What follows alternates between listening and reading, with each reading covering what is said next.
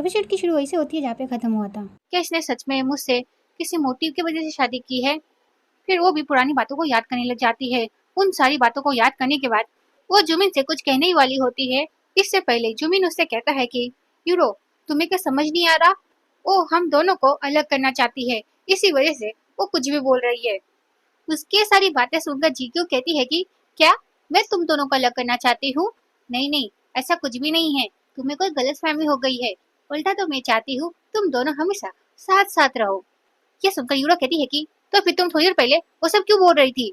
तो जीक्यू उससे कहती है कि अगर तुम्हें मुझ पर भरोसा नहीं है तो फिर तुम अपने पति के कंपनी में जाकर चेक कर सकती हो, तब शायद तुम्हें सच्चाई पता चल जाए। उसकी ये सारी बातें सुनकर जुमिन को गुस्सा आ जाता है। फिर जुमिन गुस्से में उस पर हाथ उठाने जा ही रहा होता है। इसी बीच एक आदमी जुमिन से कहता है कि हे, रुक जाओ। फिर ये लड़की इन दोनों से कहती है कि तुम लोग कौन हो जो एजे की बीवी को परेशान कर रहे हो? ये सुनकर तो ये दोनों कुछ कह ही नहीं पाते। इसी बीच वो आदमी सारे रिश्तेदारों को बाहर बुला लेता है। ये सुनकर सारे रिश्तेदार भागते हुए आ जाते हैं और वो लोग उन दोनों से कहते हैं कि तुम दोनों की इतनी हिम्मत जो हमारे एजे भाई की बीवी पर हाथ उठाने की कोशिश कर रहे हो। इन लोगों को इस तरह से देखकर तो ये लोग काफी ज्यादा डर जाते हैं। फिर यूरो जुमिन से कहती है कि जुमिन, अब हम क्या करें? क्योंकि इन्हें देखकर ऐसा लग रहा है कि ये लोग हमें अभी मार डालेंगे, तो तुम जल्दी से कुछ करो। ये सुनकर वो कहता है कि मैं क्या करूं? तो यूरो गुस्से में कहती है कि तुम ही ने तो जीक्यू पर हाथ उठाने की भी कोशिश की। ये सुनकर जुमी गुस्से में कहता है कि अब तुम सारा ब्लेम मेरे पर क्यों ढालने की कोशिश कर रहे हो? ये सब तो तुम्हारी वजह से शुरू हुआ था ना। इन दोनों को इस तरह से लड़ते हुए देखकर जीक्यू हंसते हुए ताली बजाने लग जाती है। फिर वो कहती है कि सच में तुम दोनों की क्या जोड़ी है। जैसे तुम लोग थोड़े से परेशानी में फंस गए, ऐसे तुम लोग एक दूसरे पर ब्लेम करने लग गए। सच में तुम दोनों एक दूसरे को डिजर्व करते हो। उसकी सारी बातें सुनकर यूरो को काफी ज्यादा गुस्सा आ जाता है। फिर वो कहती है कि चुप करो, समझी तुम? और ऐसे भी अभी तक हमने तुम्हारे ऊपर हाथ नहीं उठाया है, तो तुम लोग हमारे साथ कुछ भी नहीं कर सकते। नहीं तो अगर तुम लोग हम पर हाथ उठाते हो तो मैं भी पुलिस को कॉल कर दूंगी, समझी तुम? पुलिस का नाम सुनकर तो एजे के रिश्तेदार काफी ज्यादा गुस्सा हो जाते हैं। फिर उनमें से एक आदमी जुमिन का कॉलर पकड़ लेता है और उससे कहता है कि मैंने अपनी आंखों से देखा है, तुम ही थे जो जी के ऊपर हाथ उठाने वाले थे। ये सुनकर वो कहता है कि नहीं नहीं, मैं तो बस मजाक कर रहा था। ये सुनकर वो कहता है कि ठीक है, तो फिर मैं भी मजाक मजाक में तेरा हाथ काट देता हूँ। ये सुनकर तो ये दोनों डर जाते हैं। फिर यूरो उस आदमी से कहती है कि भैया प्लीज प्लीज आप मेरे हस्बैंड को माफ कर दीजिए, और आप जरा जीक्यू को तो देखिए, वो बिल्कुल ठीक है, हमने उसके साथ कुछ भी नहीं किया। ये सुनने के बाद बाकी लोग यूरो को पकड़ लेते हैं। ये देखकर वो कहती है कि अरे तुम लोग ये क्या कर रहे हो, छोड़ो मुझे, छोड़ो। तो दूसरी लड़की कहती है कि तुमने तो अभी बोला कि तुम्हारा ये पति है, इसका मतलब तुम्ही ने इससे बोला होगा एजे की वाइफ को परेशान करने के लिए। ये सुनकर तो यूरो कुछ कह ही नहीं पाती। फिर एजे के रिश्ता जीक्यू को कहते हैं कि जीक्यू, तुम टेंशन मत लो, हम इन लोगों को संभाल लेंगे। इन लोगों को क्या लगा एजे नहीं है तो ये दोनों तुम्हें परेशान कर सकते हैं? इन लोगों की बातें सुनकर जीक्यू को काफी ज्यादा अच्छा लगता है। फिर हीरो जीक्यू को कहती है कि जीक्यू, मैं तेरी बहन हूँ, तो फिर तू इन्हें मुझे छोड़ने को क्यों नहीं बोल रही है? फिर जोमिन भी बोलता है हाँ, इन्हें बोलो हमें छोड़ दे। ये सुनकर ये लोग शौक हो जाते हैं और ये आदमी कहता है कि क्या तुम लोग एक ही परिवार के हो? फिर दूसरी लड़की जीक्यू से पूछती है कि जीक्यू, ये क्या तेरी कजिन है? तो जीक्यू कहती है कि नहीं, ये मेरी सौतेली बहन है। उसकी सारी बातें सुनकर जीक्यू को काफी ज्यादा गुस्सा आता है, बट वो अपने गुस्से को पीकर अपने मन में सोचती है कि मुझे पता है तुझे मुझसे जलन हो रही है और इसी वजह से तू मेरे साथ ऐसा कर रही है। वो ये सारी बातें सोच रही होती है। इसी वजह जीक्यू कहती है कि यूरो, एक टाइम पे हम एक परिवार थे और इसी वजह से मैं नहीं चाहती कि तुम और मम्मी पापा किसी भी परेशानी में पड़ो, और इसी वजह से आज मैं आखिरी बार तुम्हारी हेल्प कर रही हूँ, समझी तुम? तुम्हें पता है इस जुबी ने तुमसे शादी क्यों की है? ये सुनकर तो यूरो को समझ नहीं पाती और वो जुबिन को दिखने लग जाती है। फिर जीक्यू कहती है कि जाकि ये मेरी माँ के पैसों से अपना कर्जा चुका सके। ये सुनकर तो यूरो शौक ही हो जाती है और वो कहती है कि क्या? और जुमिन अपने मन में सोचता है कि इसे कैसे पता चला हमारी कंपनी के बारे में। फिर वो जल्दी से यूरो से कहता है कि यूरो, तुम इस पर भरोसा मत करो, ये झूठ बोल रही है, तुम तो इसे जानती हो, क्यों है ना? और ऐसे भी मेरी कंपनी में कोई भी परेशानी नहीं है, सब कुछ ठीक है। अपने पति की ये सारी बातें सुनने के बाद यूरो अपने मन में सोचती है कि ये जीक्यू कुत्ती मेरे पति को दूसरों के सामने छोटा करने के लिए ये सब झूठ बोल रही है, मुझे सब पता है, ये कैसी है। वो ये सारी बातें अपने मन में सोच रही होती है। इसी बीच जुमिन कहता है कि यूरो, हमें यहाँ से चलना चाहिए क्योंकि यहाँ पर काफी सारे लोग हैं और अगर हमने यहाँ पर कुछ भी गलत बोला या फिर किया तो ये लोग हम लोगों को नहीं छोड़ेंगे। तो अच्छा होगा कि जितनी जल्दी हो सके हम यहाँ से चले जाए। और ऐसे भी हमारे पास एक जरूरी काम है, तुम्हें याद तो है ना? अपने पति की ये बात सुनकर उसे भी याद आता है कि वो मीने गाँव क्यों आई है। ये सारी बातें सोचने के बाद वो जीतू के पास जाती है और वो उससे कहती है कि तुम जल्दी से हमें मुखिया के पास ले चलो, हमें बहुत जरूरी काम है, समझी तुम? ये सुनकर वो उससे कहती है कि थोड़ी देर में मुखिया जी और मेरे पति यहाँ पर आ जाएंगे। ये सुनने के बाद यूरो कहती है कि नहीं, तुम अभी हमें मुखिया जी के पास ले जाओ। ये कहते हुए वो उसका हाथ पकड़ लेती है कुछ ज्यादा ही जोर से। ये देखकर उसे भी गुस्सा आ जाता है, फिर वो उसे अपने से दूर करती है। और जब उसे ये सब करते हुए जुमिन देखता है तो उसे गुस्सा आ जाता है। तो गुस्से में कहता है कि जी क्यों, तुम अपनी बहन के साथ ऐसा कैसे कर सकती हो? यह सुनकर जीक्यू कहती है कि अगर तुम्हारी कोई ऐसी बहन हो जो तुम्हें पूरे 20 सालों तक तंग करे तो क्या तुम उसे बहन मानोगे? फिर यूरो गुस्से में कहती है कि तुम्हारी माँ बचपन में मर गई थी और उसके बाद मेरी माँ और मैंने तुम्हारा ख्याल रखा, पर तुम नासुकरी लड़की, तुमने क्या किया? जैसे तुम्हारी शादी यहाँ पर करवा दी वैसे ही तुमने पापा को ब्लॉक कर दिया। उसकी ये सारी बातें सुनकर जीक्यू उससे कुछ कहती इससे पहले बाकी सब यूरो को बातें सुनाने लग जाते हैं। ये सब सुनकर तो इसका मुंह ही बन जाता है और जीक्यू काफी ज्यादा खुश हो जाती है कि ये लोग इसके सपोर्ट में बोल रहे हैं। इन लोगों की सारी बातें सुनकर यूरो को काफी ज्यादा गुस्सा आ रहा होता है। फिर वो गुस्से में जुमिन से कहती है कि जुमिन जल्दी से तुम मुखिया जी को कॉल करो। यह सुनकर जुमिन कहता है कि मैंने उन्हें 10 बार कॉल कर लिया पर उन्होंने मेरा फोन नहीं उठाया है, अब मैं क्या करूँ? अब तो मुझे भी ऐसा लग रहा है कि मुखिया जी ने हमें धोखा दिया है। वे सारी बातें बोल ही रहा होता है, इसी बीच मुखिया जी जुमिन को कॉल करते हैं। मुखिया जी का कॉल देखकर ये दोनों काफी ज्यादा खुश हो जाते हैं। उसके बाद यूरो जीक्यू को देखती है और उससे कहती है कि अभी थोड़ी देर बाद मुखिया जी यहाँ पर आ जाएंगे और उसके बाद वो हमें उस बिजनेसमैन के पास ले जाएंगे। फिर मैं उन्हें सब कुछ बता दूंगी कि तुम यहाँ पर नाटक कर रही थी कि तुम्हारा पति वो बिजनेसमैन है। उसके बाद तुम देखना, तुम्हारे पति और तुम्हें इस गांव से निकाल दिया जाएगा। उसकी सारी बातें सुनकर जीक्यू अपने मन में सोचती है कि अगर एजे को ये सारी बातें पता चल गई तो एजे कभी भी तुम जैसे लोगों से नहीं मिलेगा। वो ये सारी बातें अपने मन में सोच ही रही होती है, इसी बीच जुमिन कॉल उठा लेता है।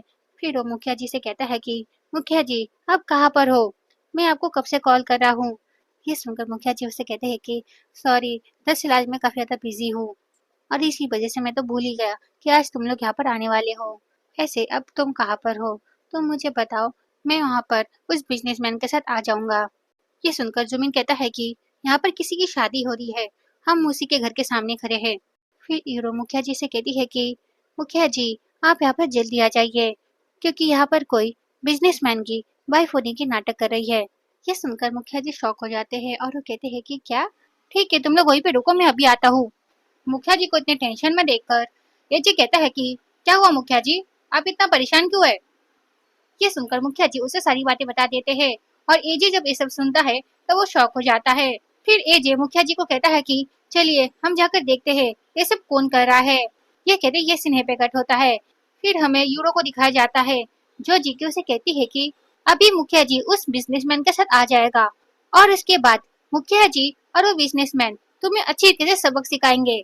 फिर जुमिन उन सबसे कहता है कि वो बिजनेसमैन और मैं एक नई डील साइन करने वाले हैं और इसी वजह से आज हम मिलने वाले थे, बट हमारे मिलने से पहले ही तुम लोगों ने जो हमारे साथ किया वो बिल्कुल भी सही नहीं था। अभी जब वो बिजनेसमैन यहाँ पर आएगा तब तुम देखना, मैं उनसे तुम सबकी शिकायतें करूंगा और उसके बाद वो तुम सबको अच्छी तरह से सबक सिखाएंगे। ये सारी बातें सुनकर वो सब हंसने लग जाते हैं और वो कहते हैं कि देखो ये क्या बोल रहा है, ये एजे से हमारी शिकायत करने वाला है। उन लोगों को इस तरह से हंसते हुए देखकर जुमिन को तो गुस्सा आ जाता है और वो कहता है कि तुम लोग इंतजार करो, उनके आते ही तुम लोगों को अच्छी तरह से सबक सिखाऊंगा मैं। उसकी सारी बातें सुनने के बाद जीक्यू हंसते हुए कहती है कि यूरो आज सच में मैं तुम्हें थैंक यू कहना चाहती हूँ, वो भी दिल से, क्योंकि तुमने मेरे बदले इस बेवकूफ से जो शादी कर लिया। ये सुनकर जुमिन को काफी ज्यादा गुस्सा आ जाता है। फिर जुमिन गुस्से में कहता है कि तुम किसे बेवकूफ बोल रही हो? हाँ, तुम्हें पता भी है मैं कौन हूँ और मैं कितना ज्यादा अमीर हूँ? फिर यूरो भी बोलती है हाँ, मेरा पति बहुत स्मार्ट है और तो और उसके पास बहुत पैसा है, पर तुम्हारे पति के पास क्या है?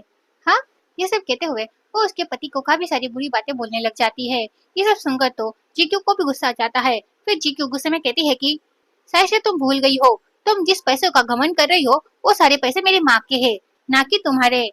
ये सुनकर यूरो कहती है कि हाँ तो क्या, अब पैसे मेरे पास है, ना कि तुम्हारे पास, और ना ही तुम्हारे उस गरीब पति के पास। ये सुनकर जीक्यू उससे कहती है कि ऐसे तुम्हें किसने बोला मेरा पति गरीब है। ये सुनकर यूरो कहती है कि अब नाटक मत करो, मुझे अच्छे से पता है तुम्हारा पति कितना गरीब है। तो जीक्यू उससे कहती है कि अगर मेरा पति अमीर निकला तो तुम क्या करोगी। ये सुनकर यूरो कहती है कि अगर ऐसा हुआ तो मेरा पति लाइव स्ट्रीम करते हुए तुम्हारे गांव के सुअर के तबेले में जाकर तुम लोगों से माफी मांगेगा। ये सुनकर जुमिन कहता है कि नहीं, मैं नहीं जाऊंगा, वहाँ पर बहुत गंदगी रहती है। ये सुनकर यूरो उससे कहती है कि अरे तुम टेंशन क्यों ले रहे हो, मुझे अच्छी से पता है इसका पति कितना ज्यादा गरीब है, तो तुम्हें तो ये सब करना ही नहीं पड़ेगा, समझे तुम। वही सारी बातें अपने हस्बैंड से बोल ही रही होती है। इसी बीच वहाँ पर केजे की दीदी आ जाती है और वो चिल्लाते हुए कहती है कि आज तुम्हारा पति सुअर के तबेले में जाएगा और हमसे माफी मांगेगा। ये सब कहते हुए वो उनके पास चली जाती है ढेर सारे गिफ्ट्स लेकर। और वो सारे गिफ्ट्स जब जुमिन देखता है और यूरो देखती है तब वो दोनों तो शौकी हो जाते हैं। ये सारे गिफ्ट्स देखकर यूरो कहती है कि यहाँ पर जितने सारे गिफ्ट्स है ये तो काफी ज्यादा महंगे हैं। फिर यूरो जीतू को देखती है और उसे कहती है कि मुझे पता है ये सब नकली है, क्यों मैंने सही कहा ना, तुम बस हमें जलाने के लिए ये सारी नकली चीजें ले आई हो। इसकी सारी बातें सुनने के बाद एजे की दीदी जीक्यू से पूछती है कि ये दोनों कौन है। तो जीक्यू कहती है कि ये मेरी सौतेली बहन है। ये सुनकर एजे की दीदी अपने मन में सोचती है कि ओ अच्छा, तो ये वही है जिसकी शादी एजे से होने वाली थी। सच में ये तो जीकू के सामने कुछ भी नहीं है, अच्छा हुआ इसके साथ मेरी भाई की शादी नहीं हुई। वह सारी बातें अपने मन में सोच ही रही होती है। इसी बीच जुमिन कहता है कि मैं देख कर आता हूँ ये सारा सामान असली है या फिर नकली। ये कहते हुए वो देखने जा ही रहा होता है। इसी बीच एजे की दीदी डंडा लेकर आ जाती है और वो उसे मारते हुए कहती है कि तुम क्या हमारे गिफ्ट्स को चुराने की कोशिश कर रहे हो। इनकी सारी बातें सुनने के बाद इसे गुस्सा आ जाता है। फिर ये गुस्से में कहता है कि तुम्हारी इतनी हिम्मत, तुमने मुझ पर हाथ उठाया, तुम्हें पता भी है मैं कौन हूँ। उसे इतना चिल्लाते हुए देखकर एजे की दीदी गुस्से में कहती है कि जी क्यों, ये कौन है। तो जी क्यों उन्हें बोलती है कि ये यूरो का हस्बैंड है और ये लोग आज एजे से बिजनेस डील के बारे में बात करने के लिए आए हैं। ये सुनकर वो उनसे कहती है कि ओ अच्छा, इसका मतलब तुम लोग आज मेरे भाई से मिलने आए हो, ठीक है तो फिर तुम लोग थोड़ा इंतजार करो, मेरा भाई आता ही होगा। ये सुनकर जुमीन कहता है कि क्या, तुम्हारा भाई। ये सुनकर जीक्यू कहती है कि आज तुम लोग जिससे मिलने आए हो ये उनकी बड़ी दीदी है। ये सुनकर तो यूरो और जुमिन दोनों ही हंसने लग जाते हैं। फिर यूरो हंसते हुए कहती है कि ये गांव की औरत उस बिजनेसमैन की बहन है। ऐसे जीक्यू, तुम्हें बेवकूफ बनाने के लिए कोई और नहीं मिला क्या। उसकी ये सारी बातें सुनने के बाद जीक्यू उसे एक थप्पड़ मारती है और थप्पड़ खाने के बाद यूरो को काफी ज्यादा गुस्सा आ जाता है। फिर वो गुस्से में कहती है कि तुम्हारी इतनी हिम्मत, तुमने मुझे थप्पड़ मारा। तो जीके उससे कहती है कि अगर तुम थप्पड़ खाने वाला काम करोगी तो तुम्हें थप्पड़ ही तो पड़ेगा ना। ये सुनकर यूरो को और ज्यादा गुस्सा आ जाता है। फिर वो उससे झगड़ा करने वाली होती है। इसी बीच एचे की दीदी बीच में आ जाती है और वो यूरो को कहती है कि खबरदार अगर तुमने जीके को हाथ भी लगाया तो। ये सब देखकर इसे काफी ज्यादा गुस्सा आ जाता है। फिर ये गुस्से में कहती है कि मैं तुम सबको नहीं छोड़ूंगी। उसकी पागल जैसी हरकतें देखकर जीक्यू काफी ज्यादा परेशान हो जाती है। फिर जीक्यू सबसे कहती है कि आप लोग इसे इग्नोर कीजिए और घर के अंदर चलिए और खाना एंजॉय कीजिए। ये सुनकर सब लोग घर के अंदर चले जाते हैं और यूरो और उसका हस्बैंड वहां पर खड़े रह जाते हैं। फिर जुमिन के फोन में एक मैसेज आता है और वो जब अपना फोन चेक करता है तब उसे पता चलता है कि मुखिया जी ने उसे मैसेज किया है।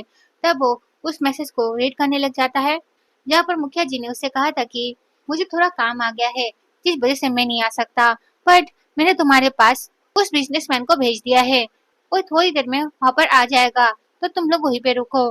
ये मैसेज पढ़ने के बाद ये दोनों काफी ज्यादा खुश हो जाते हैं। उसके बाद थोड़ी देर बाद का हमें सीन दिखाया जाता है। फिर हमें एजे को दिखाया जाता है जो अपने घर आ ही रहा होता है। एजे को देखकर ये दोनों काफी ज्यादा खुश हो जाते हैं और ये दोनों कहते हैं कि अरे वो देखो वहां से कोई आ रहा है, कहीं ये वो बिजनेसमैन तो नहीं। वही सारी बातें बोल ही रहे होते हैं। इसी बीच जहाँ पर एजे जब उनके पास आता है तब वो देखते हैं कि एजे ने तो शादी का जोड़ा पहन रखा है। फिर जुमिन कहता है कि शायद सही है, जीकू का पति है। फिर जुमिन गुस्से में कहता है कि मुखिया ने कहा कि वो बिजनेसमैन यहाँ पर आने वाला है, बट वो कब आएगा, हम कब से खड़े हैं। उसकी ये बात सुनने के बाद एजे कहता है कि तुम लोग जिससे मिलने आए हो वो मैं ही हूँ। ये सुनकर तो यूरो हंसने लग जाती है। फिर यूरो एजे की काफी ज्यादा बेइज्जती करती है और ये सारी बातें सुनकर एजे की दीदी को भी गुस्सा आ जाता है। फिर एजे की दीदी भी उन दोनों को कुछ बातें सुना देती है। ये सारी बातें सुनने के बाद जुमिन कहता है कि चलो हम लोग सरपंच जी के पास ही जाते हैं, फिर हम उनसे इनकी शिकायत करेंगे। और ये सुनकर यूरो भी कहती है, हाँ चलो चलते हैं, फिर हम इनकी कंप्लेन करेंगे। ये कहकर वो दोनों वहाँ से चले जाते हैं। इन लोगों का ऐसे चले जाने के बाद ये लोग भी घर के अंदर चले जाते हैं। फिर जीक्यू की दीदी जीक्यू को सब कुछ बता देती है कि इन लोगों ने यहाँ पर आने के बाद क्या क्या किया। ये सब सुनने के बाद जीक्यू को काफी ज्यादा गुस्सा आ जाता है। फिर जीक्यू सरपंच जी को मैसेज करके उन लोगों के साथ बिजनेस करने से मना कर देता है। उसके बाद सरपंच जी भी जुमिन को फोन करके ये सारी बातें बता देता है। और ये सारी बातें सुनने के बाद यूरो सरपंच जी को समझाने की कोशिश करती है, पर सरपंच जी उल्टा उन पर ही चिल्ला देते हैं। फिर वो फोन कट कर देते हैं और उसके बाद ये दोनों को काफी ज्यादा गुस्सा आ रहा होता है। उसके बाद यूरो सोचती है कि पक्का ये सब के पीछे जीक्यू का हाथ होगा। फिर वो जुमिन से कहती है कि तुम फिक्र मत करो, अगर वो बिजनेसमैन तुम्हारे बिजनेस में इन्वेस्ट नहीं करना चाहता तो कोई बात नहीं, मैं हूं ना, मैं तुम्हारे बिजनेस में इन्वेस्ट करूंगी। यह सुनकर जुमिन काफी ज्यादा खुश हो जाता है और उसे हक कर लेता है। फिर ये सीन हैप्पी कट होता है। फिर हम नेक्स्ट डे का सीन देखते हैं, जहाँ पर यूरो और जुमिन एक रेस्टोरेंट में जा रहे होते हैं एक मीटिंग के लिए। इसी बीच वहाँ पर यूरो जीक्यू को देख लेती है। उसे वहाँ पर देखकर यूरो उसके पास जाती है। मैं अगर गलत नहीं हूँ तो आज आप लोग यहाँ पर हाइप गांव के प्रधान से मिलने आए हैं ना? तो जुबिन उससे कहता है कि तुमसे मतलब? तो जीक्यू उससे कहती है कि तुम लोग आज जिससे मिलने आए हो हम भी उनसे ही मिलने आए हैं। ये सुनकर ये दोनों हंसने लग जाते हैं। और उसके बाद उसकी बहन कहती है कि क्या तुम्हारा कहने का मतलब ये है कि तुम यहाँ पर हाइप गांव के प्रधान से मिलने आई हो बिजनेस डील साइन करने के लिए? फिर जुबिन भी हंसते हुए कहता है कि ऐसे तुम्हारे पास पैसे है क्या उस बिजनेस में इन्वेस्ट करने के लिए? ये सब कहते हुए वो उन दोनों का मजाक उड़ाने लग जाता है, पर ये दोनों उन दोनों की बातों को ज्यादातर इग्नोर ही करते हैं। बट वो दोनों नहीं रुकते, वो दोनों इन दोनों का काफी ज्यादा मजाक उड़ा रहे होते हैं। इसी बीच एजे के फोन में उसके दोस्त का कॉल आता है। तो एजे उस कॉल को उठा लेता है और कहता है कि हेलो सन, कहाँ है तू? सन नाम सुनकर तो यूरो के कान ही खड़े हो जाते हैं और वो शॉकिंगली कहती है कि क्या बॉस सन? ये कह रहे हमें सन को दिखाया जाता है ये बहुत बड़ा बिजनेसमैन होता है और तो और एजे का बहुत अच्छा दोस्त भी होता है और एजे और जीक्यू इन्हीं से मिलने के लिए आए हैं। और जुमिन भी यूरो को उन्हीं से मिलाने के लिए लाया है। बट उसने झूठ बोला कि वो बॉस सन को जानता है, पर असलियत में तो वो उन्हें नहीं जानता। उसने एक एक्टर हायर कर रखा है जिससे वो यूरो से मिलाने वाला है। फिर उसे बेवकूफ बनाकर उसके पैसे लेकर अपने कर्ज को चुकाने वाला है। उसके बाद यूरो अपने हस्बैंड से कहती है कि क्या ये बॉस सन को जानता है? तो जुमिन हंसते हुए कहता है कि तुम क्या मजाक कर रही हो, इन जैसे लोगों से तो बॉस सन मिलते भी नहीं है।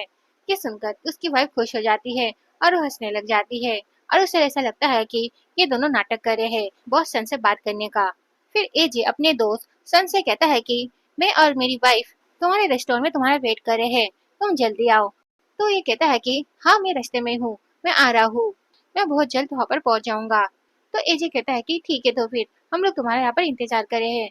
ये कहकर वो फोन कट कर देता है। फिर बॉसन अपने एम्प्लॉय को मैसेज करके कहता है कि मेरा एक दोस्त एजे होटल के बाहर अपनी वाइफ के साथ खड़ा है, तुम उन दोनों की अच्छी तरीके से आवभगत करो, मैं आ रहा हूँ। इस मैसेज को रीड करने के बाद उनका एम्प्लॉय उन्हें ओके भेज देता है। फिर वो बाहर जाकर एजे को ढूंढने लग जाता है। फिर एक सीन यहीं पे कट होता है। फिर हम एजे को देखते हैं जो जीक्यू से कहता है कि सन आने वाला है, चलो हम उसका तब तक बाहर जाकर इंतजार करते हैं। ये सुनकर जीक्यू कहती है ठीक है तो फिर चलो। फिर वो दोनों वहां से जा ही रहे होते हैं। इसी बीच यूरो कहती है कि रुको, तुम लोग यहाँ पर ये क्या नाटक कर रहे हो? ये सुनकर ये दोनों कुछ समझ नहीं पाते। तो वो कहती है कि तुम लोग बॉस सन का इस तरह से नाम ले रहे हो जैसे कि वो तुम्हारा दोस्त है। तुम लोगों को क्या लगता है तुम लोग अगर ऐसा नाटक करोगे तो क्या हम लोग मान लेंगे? तुम लोग बॉस सन को पहले से जानते हो? पर एजे उन लोगों की कोई बात नहीं सुनता, वो जीक्यू को लेकर आगे चला जाता है। उन लोगों के वहां से चले जाने के बाद जुमिन उस एक्टर को मैसेज करके जल्दी आने को कह देता है। और वो जब एक्टर वो मैसेज को पढ़ता है तब वो उसे रिप्लाई में कहता है कि हाँ मैं आ गया हूँ, बस थोड़ा सा इंतजार करो।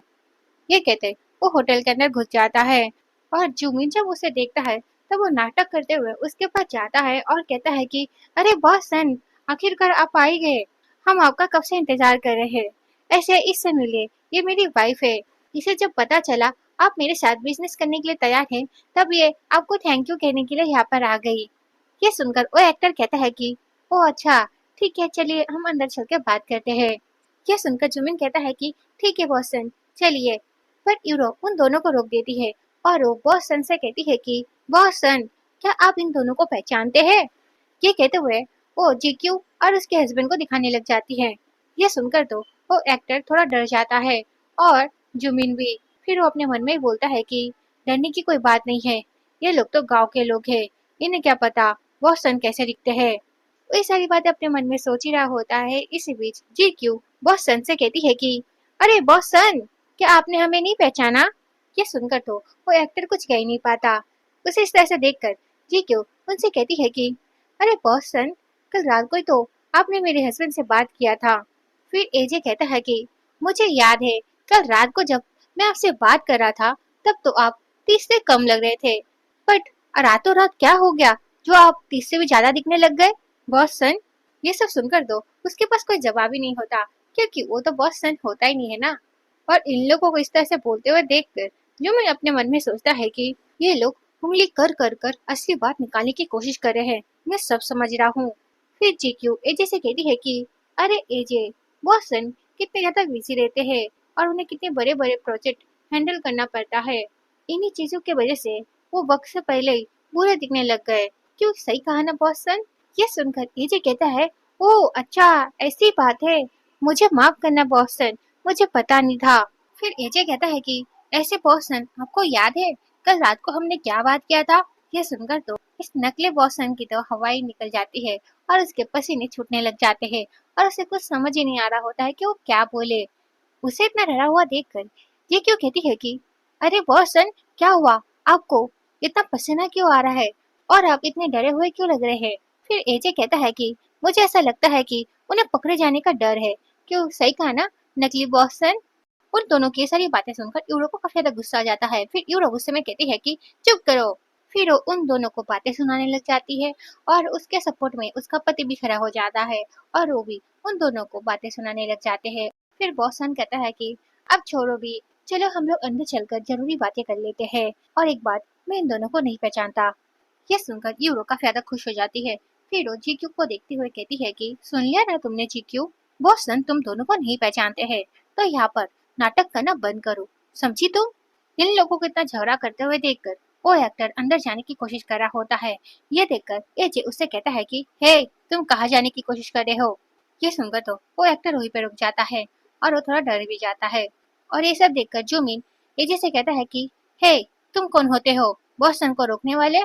फिर यूरो भी बोलती है हाँ, शायद से तुम लोगों को पता नहीं किसके सामने क्या बोलना चाहिए, चुपचाप तुम लोग यहाँ से चले जाओ, नहीं तो तुम्हारे साथ अच्छा नहीं होगा। बट ये दोनों उसकी बातों को इग्नोर करते हैं और वो लोग वहां से नहीं जाते। और ये देखकर तो यूरो को और गुस्सा आ जाता है। फिर यूरो गुस्से में उन पर हाथ उठाने के लिए जा ही रही होती है, पर जीक्यू उसका हाथ पकड़ लेती है। फिर जीक्यू यूरो का हाथ छोड़ते हुए कहती है कि मैं तुम्हें पहले बता दूं, ये बॉसन नहीं है, असली बॉसन थोड़ी देर में आ जाएंगे। उसके बाद तुम्हें इस जुमिन की असलियत दिख जाएगी कि ये तुम्हें किस तरह से बेवकूफ बनाकर तुम्हारे पैसे लेकर अपने कर्जों को चुकाने वाला है। ये सुनकर तो जुमिन को गुस्सा आ जाता है। फिर जुमिन गुस्से में कहता है कि क्या झूठ बोल रही हो तुम, बॉसन तो तुम्हारे सामने खड़े हैं और यही असली बॉसन है। और एक बात, अगर तुम इसी तरह बकवास करती रही ना तो मैं किसी को बुलाकर तुम्हें यहाँ से बाहर निकाल दूंगा। यह सुनकर जीतू कहती है कि हाँ तो भी ठीक है ना, तुम पुलिस को बुला लो, फिर सच्चाई सबको पता चल जाएगी यहाँ पर कौन बॉसन बनने का नाटक कर रहा है। वो लोग इसी तरह बातें कर ही रहे होते हैं, इस बीच वहाँ पर बॉसन का आदमी आ जाता है। उसे देखकर तो जुबिन काफी ज्यादा खुश हो जाता है। फिर वो भागते हुए उसके पास जाता है और वो कहता है कि अरे यार, आज तो तेरी ड्यूटी यहाँ पर नहीं थी ना? तो वो कहता है कि हाँ, आज मेरी यहाँ पर ड्यूटी नहीं थी, बट कुछ जरूरी काम आ गया जिस वजह से मुझे यहाँ पर आना पड़ा। यह सुनकर वो खुश हो जाता है। फिर वो कहता है कि जरा तुम मेरे साथ आओ, क्या कहकर वो उसे वहां से ले जाता है। और ये सब देखकर उसे ऐसा लगता है कि उसका पति सही है और जी क्यों झूठी है। फिर हमें जुमिन को दिखाया जाता है जो मैनेजर से कहता है कि अरे यार, तुझे मेरी यहाँ पर मदद करनी होगी, बहुत इम्पोर्टेंट है, प्लीज यार तू मेरी मदद कर दे। ये सुनकर वो मैनेजर कहता है कि ठीक है, मैं मदद तो कर दूंगा, बट इसके बदले तू मुझे तेरे हिस्से में से 10% देगा। ये सुनकर वो कहता है कि ठीक है मैं दूंगा, बट तू मेरी इस वक्त मदद कर दे। ये सुनकर वो कहता है कि ठीक है। फिर वो मैनेजर गार्ड्स को बुलाता है और कहता है कि इन दोनों को होटल से बाहर निकालो। ये सब सुनकर इन दोनों को काफी ज्यादा गुस्सा आता है, बट ये दोनों वहाँ पर ज्यादा कुछ बोलते नहीं, ये दोनों खुद ही वहाँ से चले जाते हैं। और ये सब देखकर तो यूरो काफी ज्यादा खुश हो जाती है और उसे ऐसा लगता है कि इस बार उसकी जीत हुई है और उसने अपनी बहन को अच्छी तरह सबक सिखा दिया है। फिर जुमिन कहता है कि बॉस सर, चलिए हम लोग अंदर चलकर बात करते हैं। ये सुनकर सब लोग अंदर चले जाते हैं और ये सीन यहीं पे कट होता है। फिर हमें एजे को दिखाया जाता है जो बाहर जा ही रहा होता है। इसी बीच से सन दिख जाता है और सन भी उन दोनों को देख लेता है। फिर सन कहता है कि अरे एजे, तुम दोनों बाहर क्या कर रहे हो? मैंने तो मैनेजर से कहा था वो तुम दोनों का ठीक से ख्याल रखे। वो इतना कह ही पाता है, इसी बीच वहाँ पर वो मैनेजर आ जाता है और वो कहता है कि अरे बॉस सन, आप आ गए। उसे देखकर सन कहता है कि मैनेजर, मैंने तुमसे कहा था तुम मेरे दोस्त का ख्याल रखो, तो फिर तुम इतने देर से कहाँ पर थे? यह सुनकर मैनेजर उनसे माफी मांगने लग जाता है और वो कहता है कि मैं थोड़ा काम में फंस गया था, प्लीज मुझे माफ कर दीजिए। पर जैसे मेरा काम खत्म हुआ मैं उन लोगों को ढूंढने लग गया, बट मुझे वो मिले नहीं। ये सुनकर ये दोनों हंसने लग जाते हैं और इन दोनों को हंसते हुए देखकर मैनेजर को गुस्सा आ जाता है और वो गुस्से में कहता है कि हे, तुम दोनों हंस क्यों रहे हो और तुम लोग अभी तक यहाँ पर खड़े क्यों हो? चलो निकलो यहाँ से। यह सुनकर बॉस सन को गुस्सा आ जाता है और वो मैनेजर को खींच कर एक थप्पड़ मारता है। फिर बॉस सन उस मैनेजर से कहता है कि बेवकूफ, मैंने तुमसे कहा था इन दोनों का ख्याल रखो और तुम इन्हीं को निकाल रहे हो। ये सुनकर तो ये मैनेजर शौकी हो जाता है। फिर वो मैनेजर एजे से माफी मांगने लग जाता है। फिर जी क्यू उस मैनेजर से कहती है कि आप हमें उस जुमिन के पास ले चलिए। ये सुनकर वो कहता है कि हाँ हाँ चलिए, मैं अभी ले चलता हूँ आपको। फिर सब लोग जुमिन के पास जाने लग जाते हैं। फिर हमें जुमिन को दिखाया जाता है जो नकली बॉस सन के साथ ड्रिंक कर रहा होता है। इसी बीच वहाँ पर वो मैनेजर आता है और वो चिल्लाते हुए कहता है कि जुमिन, यहाँ से तुम उस नकली बॉस सन के साथ निकल जाओ। ये सुनकर तो उन लोगों को कुछ समझ ही नहीं आता और वो लोग शॉकिंगली उन लोगों को देख रहे होते हैं। फिर जी क्यू और उसका हस्बैंड वहाँ पर जाकर बैठ जाते हैं और उन लोगों को इस तरह से बैठे हुए देखकर यूरो उनसे कहती है कि जी क्यू, क्या तुम्हें थोड़ी सी भी शर्म नहीं है? जो तुम्हारी इतनी बेइज्जती होने के बाद भी तुम फिर से यहाँ पर मुंह उठाकर आ गई। ये सुनकर जी क्यू उससे कुछ कहती इससे पहले यूरो बॉस सन से कहती है कि बॉस सन, आप अपने आदमियों को बुलाकर इसे यहाँ से फिर से बाहर निकालिए। उसकी सारी बातें सुनकर जी क्यू हंसते हुए कहती है कि यूरो, अगर ये बॉस सन है तो मेरे पास जो बैठे हुए हैं वो कौन है? तो यूरो असली बॉस सन को देखकर कहती है कि इनके कपड़े देखकर तो ऐसा लगता है कि ये काफी ज्यादा अमीर है, पर ये है तो नकली ना। ऐसे तुमने इस नकली एक्टर को कहाँ से हायर किया? ये सब सुनकर मैनेजर कहता है कि तुम अपना मुंह जरा बंद रखो, ये असली बॉस सन है, समझी तुम? उल्टा तुम्हारे पास जो बैठा हुआ है वो नकली बॉस सन है। ये सुनकर तो शौकी हो जाती है और वो नकली बॉस सन से कहती है कि बॉस सन, देखिए ना ये सब क्या कह रहे हैं। ये सब सुनकर तो इस नकली बॉस सन के पसीने छूटने लग जाते हैं। फिर वो अपने मन में सोचता है कि असली बॉस सन यहाँ पर आ गया है और अगर वो मेरे खिलाफ कंप्लेन कर देता है तो फिर तो मैं जेल चला जाऊंगा। ये सब सोचकर तो वो काफी ज्यादा डर जाता है।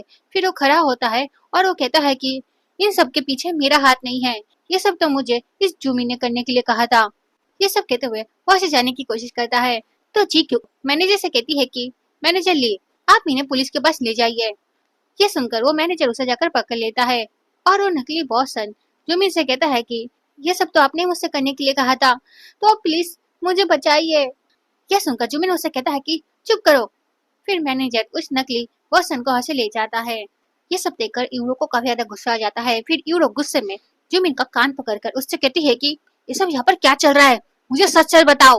पर जुमिन उससे कुछ कहता नहीं तो जी क्यों उससे कहती है कि मैंने तुम्हें पहले ही बताया था इस जुमिन ने तुमसे शादी क्यों की है, पर तुमने तो कभी भी मेरी बात सुनी नहीं। ये सब सुनकर जुमिन यूरो को पकड़ता है और वो उससे कहता है कि ये सब सच नहीं है, मैं तुमसे बहुत प्यार करता हूँ, प्लीज तुम मुझ पर भरोसा करो और उस पर मत करो। वो झूठ बोल रही है, तुम्हें तो पता ही है उसे कितनी जलन है तुमसे, क्योंकि तुम्हारी शादी मुझसे हो गई और उसकी शादी एक गाँव के मछुआरे से हो गई। ये सुनकर बॉस सन हंसते हुए कहता है कि क्या गाँव का मछुआरा? फिर वो एजे से हंसते हुए कहता है कि ऐसे एजे, तुम ऐसी कौन सी मछली पकड़ते हो जिससे तुम अरबों कमाते हो? ये सुनकर जुमिन कहता है कि क्या अरबों? ये आप क्या कह रहे हैं? वो तो बिना गांव का एक छोटा सा मछुआरा है, उसके पास अरबों की प्रॉपर्टी कैसे हो सकती है? फिर एजे कहता है कि जब तुम लोग बिना गांव आए थे तब तुम मुझसे मिलने के लिए आए थे और मैंने तुम लोगों को बताया भी था वो बिजनेसमैन मैं ही हूँ, बट तुम लोगों को तो मेरी बातों पर भरोसा ही नहीं है। ये सब सुनकर तो जुमिन शॉकी हो गया होता है और यूरो अपने मन में सोचती है कि इसका मतलब मैंने अरबों की प्रॉपर्टी वाले आदमी को जीक्यू को दे दिया। फिर ये दोनों झगड़ने लग जाते हैं और ये लोग वहां से चले जाते हैं। फिर यूरो जुमिन को वहां से छोड़कर चली जाती है और उसके वहां से जाने के बाद जुमिन तो शौक में चला गया होता है। उसके बाद हम बॉस सन और एजे को देखते हैं, वो दोनों बात कर ही रहे होते हैं इसी बीच वहाँ पर यूरो आ जाती है और वो एजे का हाथ पकड़कर उससे कहती है कि एजे, तुम तो मेरे मंगेतर हो। ये सुनकर एजे कहता है कि मेरा अब तुमसे कोई भी लेना देना नहीं है, तो तुम मेरा हाथ छोड़ो। पर वो उसका हाथ नहीं छोड़ती और वो उससे कहती है कि तुम शायद से भूल गए हो, हम दोनों की शादी तो हमारे मम्मी पापा ने बचपन में तय कर दी थी। और रही बात जीक्यू की, उसकी शादी तो तुमसे गलती से हो गई थी। अगर तुम चाहो तो तुम मुझसे तलाक लेकर मुझसे अभी भी शादी कर सकते हो। उसकी ये सारी बातें सुनकर तो जीक्यू को काफी ज्यादा गुस्सा आ जाता है। फिर वो यूरो का हाथ अपने पति के हाथ से छुड़ाते हुए कहती है कि बेशरम औरत, खुद शादीशुदा है पर फिर भी मेरे पति के ऊपर डोरे ढल रही है, तो शर्म नहीं आती। पर यूरो एजे का हाथ नहीं छोड़ रही होती है। ये देखकर तो जीक्यू को काफी ज्यादा गुस्सा आ जाता है। फिर जीक्यू यूरो के पैर में लात मारती है, जिस वजह से यूरो दर्द के मारे एजे का हाथ छोड़ देती है। फिर वो अपने पति को चेक करने लग जाती है और वो कहती है कि इसके नाखूनों में तो जहर है, कहीं तुम्हें उस जहर से कुछ ना हो जाए। फिर सन कहता है कि मेरी गाड़ी के अंदर दवाई रखी हुई है, तुम इसे लगा दो। ये सुनकर वो लोग को हंसे चले जाते हैं और ये बस उन लोगों को हंसे जाते हुए देखती रह जाती है। फिर ये सीन यहीं पे कट होता है। फिर नेक्स्ट सीन में हम एजे और जीक्यू को देखते हैं। फिर जीक्यू एजे से कहती है कि तुम मुझे इतनी रात को कहाँ ले जा रहे हो। तो एजे कहता है कि हम पहली बार जहाँ मिले थे मैं तुम्हें वहीं पे ले जा रहा हूँ। ये सुनकर जीक्यू कहती है कि बट पहली बार तो हम लोग विनय गांव में मिले थे ना। ये सुनकर एजे उससे कहता है कि क्या सच में तुम्हें ये याद नहीं है हम पहली बार कहाँ मिले थे। ये सुनकर वो अपने मन में सोचती है कि ऐसे इसे देखती हूँ तो मुझे ऐसा लगता है कि मैं इसे पहले से जानती हूँ, बट मुझे याद नहीं आ रहा मैं इससे पहले कहाँ मिली थी। वो सारी बातें सोच ही रही होती है। इसी बीच एजे उसे कहता है कि कोई बात नहीं, हम लोग उस जगह पहुंच जाएंगे तो तुम्हें शायद से याद आ जाए। ये कहने के बाद वो दोनों वहां पर जाने लग जाते हैं। फिर हमें यूरो को दिखाया जाता है, जो जीक्यू को देखते हुए अपने मन में सोचती है कि अगर जीक्यू मर जाए तो सब कुछ ठीक हो जाएगा और एजे मेरा हो जाएगा। ये सब सोचने के बाद वो तेज गाड़ी चलाने लग जाती है और जब एजे उस गाड़ी को पास आते हुए देखता है तब वो जीक्यू को लेकर वहां से साइड हट जाता है। इसी बीच जीक्यू और एजे गिर जाते हैं और जीक्यू के सर में चोट लग जाती है और एजे जब उसे बेहोश पड़ा हुआ देखता है तब वो काफी ज्यादा डर जाता है और वो बार बार जीक्यू को बुलाने लग जाता है। और एजे की आवाज सुनकर जब धीरे धीरे जीक्यू अपनी आंखें खोलती है तब उसे सारी पुरानी बातें याद आने लग जाती है। वो सारी बातें याद करने के बाद वो बेहोश हो जाती है। फिर ये सीन यहीं पे कट होता है। फिर नेक्स्ट सीन हमें हॉस्पिटल का दिखाया जाता है, जहाँ पर जीक्यू एडमिट होती है। फिर जीक्यू को धीरे धीरे होश आ जाता है और जीक्यू जब अपने आप को हॉस्पिटल में पाती है तब वो कहती है कि मैं यहाँ पर क्या कर रही हूँ। तो एजे उसे कल रात की सारी बातें बता देता है। फिर एजे जीक्यू से माफी मांगने लग जाता है। यह सुनकर जीक्यू उसे कहती है कि इसमें तुम्हारी कोई गलती नहीं है, गलती तो उस ड्राइवर का है। ऐसे वो कौन था। वो इतना कही पाती है। इसी बीच उसके मम्मी पापा उसकी बहन को लेकर आ जाते हैं और उसके पापा कहते हैं कि वो तुम्हारी बहन थी। यूरो को इस हालत में देखकर जीक्यू कहती है कि इसे क्या हुआ है। यह सुनकर जीक्यू की सौतेली माँ गुस्से में कहती है कि ये सब तुम्हारी वजह से हुआ है। अगर तुम एजे से तलाक ले लेती तो मेरी बेटी कभी भी तुम पर हमला नहीं करती और उसकी ऐसी हालत ना होती। ये सुनकर जीक्यू कहती है कि आप लोग कहना क्या चाहते हैं। तो उसके पापा कहते हैं कि यूरो बस अपने मंगेतर को वापस पाना चाहती है। अपने मम्मी पापा की ये फालतू बातें सुनने के बाद उसे याद आता है जब वो विनय गांव शादी करने जाना नहीं चाहती थी, पर फिर भी इन लोगों ने जबरदस्ती इसे विनय गांव शादी करने के लिए भेज दिया, जबकि इनकी छोटी बेटी एक बिजनेसमैन से शादी कर कर अपनी जिंदगी अच्छी तरह से जी सके।